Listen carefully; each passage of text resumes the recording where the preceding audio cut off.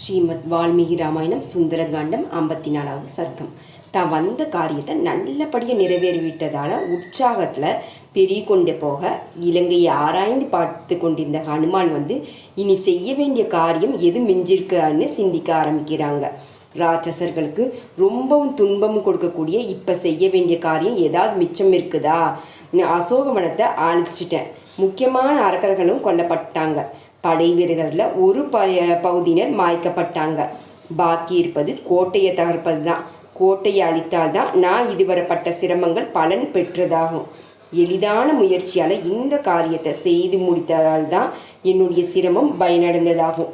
என்னுடைய வாளில் இருந்து கொண்டிருக்கிற அக்னி அவரை திருப்தி செய்ய இந்த மாபெரும் இல்லங்களை அர்ப்பணம் செய்வது தான் நியாயம்.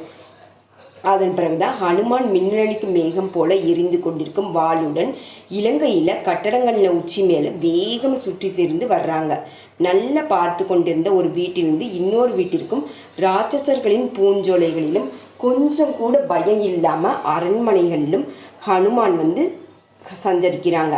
காற்றை போல பலமும் வேகமும் கொண்டவங்க பிரகஸ்தனுடைய வீட்டில் குதித்து அங்கே நெருப்பையும் வைக்கிறாங்க. அதன் பிறகுதான் வீரனான மகாபார்சுவின் மாளிகைக்கு குதித்து பிரளய கால அக்னி போல கொழுந்து விட்டு எரியும் நெருப்பை தள்ளினாங்க. அந்த பெருவானரர் வஜ்ரதம்ஸ்டாரனுடைய மாளிகைக்கும் தேஜஸ்வியான சுகன் மற்றும் புத்திமானான சாரணன் மாளிகைக்கும் தாவி போகிறாங்க. அப்படியே இந்திரஜித்தின் இருப்பிடத்தை கொளுத்தினாங்க. வானர தலைவர் அதன் பிறகு ஜம்புமாலி மற்றும் சுமாலியின் மாளிகைகளையும் எரிக்கிறாங்க.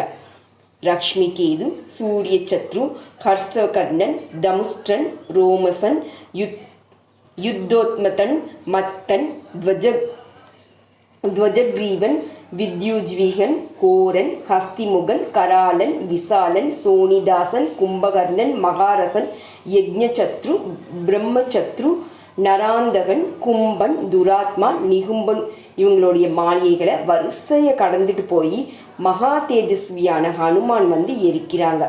விபீஷ்ணனின் அரண்மனையை மட்டும் தவிர்த்து விட்டாங்க. பெரும் புகழ் படைத்த ஹனுமான் அந்தந்த மாபெரும் மாளிகைகளில் மிகவும் செல்வ செழிப்போடு வாழ்ந்து கொண்டிருந்த வல்லமையை எரித்து அழிச்சாங்க.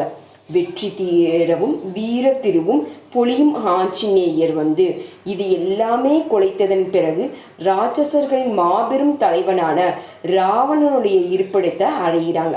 பல வகையான ரத்தினங்களால் அழகு செய்யப்பட்டதும் மீறு பர்வதம் மந்திர பர்வதம் போல விளங்குவதும் எல்லா மங்கள பொருட்களும் நிறைந்து பிரகாசிப்பதுமான முக்கியமான அந்த மாளிகைகளில் வால் நுனியில் எரிந்து கொண்டிருக்கும் நெருப்பை உதிர்த்திட்டு யுக முடிவில் ஏற்படும் மேக கர்ஜனை போல ஹனுமான் ஆறாவரம் எழுப்புறாங்க. காற்று சேர்ந்து கொண்டதால் மிகவும் வேகத்தோடும் பலத்தோடும் எரிந்து கொண்டிருந்த அக்னி பிரளய கால அக்னியை போல ரொம்ப வேகமாக வளர்ந்தோங்கியதான். வாயு தேவனும் அந்த கட்டடங்களில் தளல் விட்டெறியும் அக்னியை பரப்பினாங்க. அவருடைய கூட்டுறவால் அக்னி ரொம்ப பலமுள்ளதா இருந்ததா.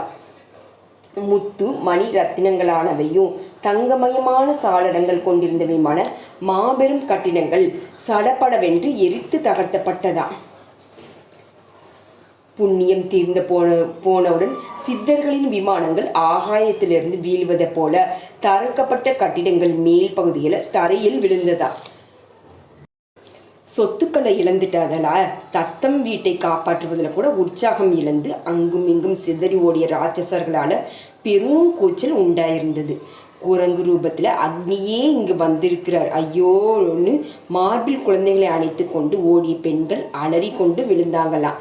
வீட்டு உப்பறைகளில் பிடித்து கொண்டு நெருப்பினால் பாதிக்கப்பட்டு கூந்தல் அவிழ்ந்து புரள மேலே இருந்து விழுந்து கொண்டிருந்த சில பெண்கள் மேக கூட்டத்திலிருந்து மின்னற் கொடிகளை போல விளங்கினாங்களாம். வஜ்ரம், பவளம், வைடூரியம், முத்து, வெள்ளி ஆகியவனின் கலவையால் விசித்திரமான முறையில் கட்டப்பட்ட வீடுகள் உருகி ஓடும் தாதுகளை பார்க்குறாங்க ஆஞ்சநேயர். எவ்வளோ மரக்கட்டை மற்றும் புல்லை எரித்தாலும் அக்னி திருப்தி அடைகிறதே இல்லையா. அப்படியே முக்கிய ராட்சசர்களால் கொன்றதால மட்டும் ஹனுமானுக்கு கொஞ்சம் திருப்தி ஏற்படலை. இந்த பூமியும் இதுவரை ஹனுமானால் கொல்லப்பட்ட அரக்கர்களால் போதும் என்று திருப்தி அடையல. அக்னி ஜுவாலைகள் சில இடங்களில் புரசம் மலர்கள் போலவும், சில இடங்களில் இலவ மரத்தின் மலர்கள் போலவும், மற்றும் சில இடங்களில் குங்குமத்தை போல பிரகாசம் அளிச்சதான். ருத்ரரால திரிபுரம் எரிக்கப்பட்டதை போல மிகுந்த துடிப்புடன் கூடிய மகாத்மாவான ஹனுமானால லங்கா நகரம் எரிக்கப்பட்டது. அதன் பிறகுதான் இலங்கையின் மலையான திரிகுட பர்வதத்தின் சிகரத்தை சுற்றியும் ரொம்ப வேகம் கொண்ட ஹனுமானால வைக்கப்பட்ட அக்னி பயங்கரமான வல்லமையுடன் வேகமாக பரவுது. பிரளயகால அக்னிக்கு ஒப்பான வேகத்துடன் காற்றின் கூடிய நெருப்பும் ராட்சசர்களின் வீடுகளில் இருந்து ஆகாயம் அளவ புகையில்லாமல் கொழுந்து விட்டு எரியுது. அந்த அக்னிக்கு ராட்சசர்களின் சரீரங்களே ஆகுதிகளாக இருந்தது. கோடி சூரியனுக்கு நிகராக ஒளி வீசிக்கொண்டு இலங்கை முழுவதும் சூழ்ந்து கொண்டு இடி முழக்கம் போல பலவித சப்தங்களால் அண்டத்தையே பிளப்பது போல அந்த மாபெரும் அக்னி சிறப்பாக விளங்கியிருந்ததா. அங்கே பலாச புஷ்பம் போல ஜொலிக்கும் முரட்டு ஜுவாலைகள் ஓங்கி பெருகியிருந்ததா. அடங்கிய புகையால் மறைக்கப்பட்ட மேகங்கள் ஆகாயத்தில் கருநீதல் போல ஒளி வீசியதான். இந்த வஜ்ராயுதத்தை உடைய தேவலோக அதிபதியான மகேந்திரனோ, சாட்சாத் யமனோ, வர்ணனோ, வாயுதேவோ, ருத்ரனோ, அக்னியோ, சூரியனோ, செல்வத்திற்கு அதிபதியான குபேரனோ இல்லை சாட்சாத் காலன்தானோ, வெறும் வானரன் இல்லை, எல்லாருக்கும் பிதாமகர் நிலையில உள்ளவரும் எல்லாவற்றையும் படைப்பவருமான நான்முக பிரம்மாவின் பெரும் கோபமே ராட்சசர்களை அழிப்பதற்காக வானர ரூபம் ஏத்தி இங்க வந்திருக்கிறதோ, இல்லைன்னா அனந்த அவ்யக்த அசிந்திய பரம்பொருளான ஸ்ரீ மகாவிஷ்ணுவின் மகத்தான தேஜஸ் ராட்சசர்களை அழிப்பதற்காக தன் மாயா சக்தியால வானர வடிவம் கொண்டு இப்ப இங்க வந்திருக்கிறதோ. உயிர் பிராணிகளோடும் வீடுகளோடும் மரங்களோடு திடீர்னு எரிக்கப்பட்ட அந்த நகரத்தை பார்த்து பிரமுகர்களான அரக்கர்கள் கூட்டமாக கூடி இப்படி பேசிக்கொள்கிறாங்க. அவங்களுக்குள்ளேயும் ராட்சசர்களுடைய குதிரையும் ரதங்களோடும் யானைகளோடும் பறவ கூட்டங்களோடும் விலங்குகளோடும் மரங்களோடும் கண்மூனித்தனமாக எரிக்கப்பட்ட இலங்கை பட்டணம் இறங்கத்தக்க விதமாக அலறி ஓலமிட்டு அழுததா. என் அப்பா குழந்தாய் நாதா, என் நண்பனே, போகசோகங்களை தன் புண்ணியத்தையும் உயிரையும் பறி கொடுத்தோமே.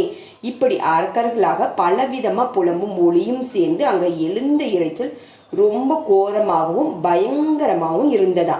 நெருப்பு ஜுவாலைகள் சூழப்பட்டும் முக்கியமான வீரர்கள் கொல்லப்பட்டதும் படைகள் தப்பி ஓடப்பட்டும் ஹனுமானுடைய சினத்தாலும் உடல் வலிமையாலும் நாசம் பிரமித்து அஞ்சி கவலையில் ஆழ்ந்திருந்த ராட்சசர்களாலும் கொழுந்து விட்டெறியும் நெருப்பினால எரிக்கப்பட்ட சின்னங்களோடும் விளங்கிய இலங்கை பிரம்மாவின் கோபத்தால் அழிக்கப்பட்ட பூமியை போல ஆகிருச்சே. மகாத்மாவான ஹனுமான் பார்க்குறாங்க. சிறந்த மரங்கள் நிறைந்த அசோகவனத்தை அழித்து மகாவீரர்களான அரக்கர்களை யுத்தத்தில் கொன்று எழில்மிகு வீடுகளையே ரத்தின மாலையாக கொண்ட அந்த இலங்கையை எரித்து வாயுகுமாரரான ஹனுமான் கம்பீரமாக வீற்றிருக்காங்களாம்.